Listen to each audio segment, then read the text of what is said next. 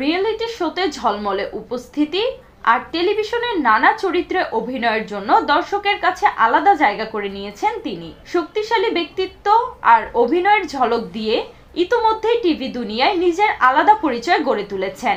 এক জনপ্রিয় রিয়েলিটি শোতে অংশগ্রহণের পর তিনি হয়ে উঠেছিলেন ঘরে ঘরে পরিচিত নাম। সেখানে স্পষ্টভাষী মতামতের জন্য সমানভাবে ছিলেন আলোচনায়। তবে নানা রকম প্রস্তাব হাতে এলেও বেছে বেছে কাজ করা তার অভ্যাস।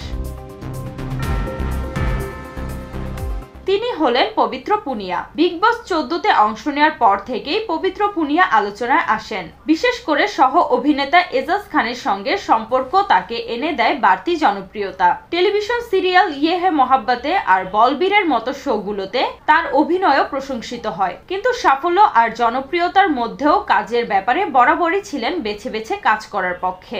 সাম্প্রতিক এক সাক্ষাৎকারে পবিত্র জানান, গত বছর তিনি বেশ কয়েকটি প্রস্তাব ফিরিয়ে দিয়েছেন, কারণ ঘনিষ্ঠ দৃশ্য আর নির্দিষ্ট পোশাক নিয়ে তার আপত্তি ছিল।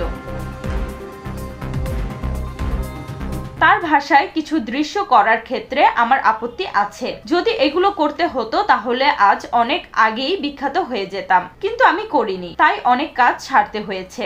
অনেক সময় হঠাৎ করে দৃশ্যে ঘনিষ্ঠতা যোগ করা হয়, তখন আমি সরাসরি বলে দিই এটা সম্ভব নয়। তার কাছে ক্যারিয়ার মানে শুধু খ্যাতি নয়, নিজের সততা ধরে রাখা। তিনি প্রশ্ন তোলেন, এমন দৃশ্য কি পরিবার নিয়ে বসে দেখা যায়? তাহলে আমি কেন করব এমন কিছু যা বাদ দিয়ে দেখতে হবে? আমি চাই মানুষ আমার কাজকে সঠিক দৃষ্টিভঙ্গিতে দেখুক। পবিত্রার ক্যারিয়ার শুরু এমটিভির স্প্লিটসভিলা 3 শো থেকে। পরে একটি টিভি ধারাবাহিকে অভিনয়ের মাধ্যমে টেলিভিশনে পা রাখেন। 2020 সালে বিগ বস 14-তে অংশগ্রহণের পর তার নাম আরো বেশি আলোচনায় আসে। এরপর সহ অভিনেতা এজাজ খানের সঙ্গে সম্পর্কে জড়ান। 2022 সালে তাদের বাগদানও হয়, তবে 2024 সালে সেই সম্পর্ক ভেঙে যায়।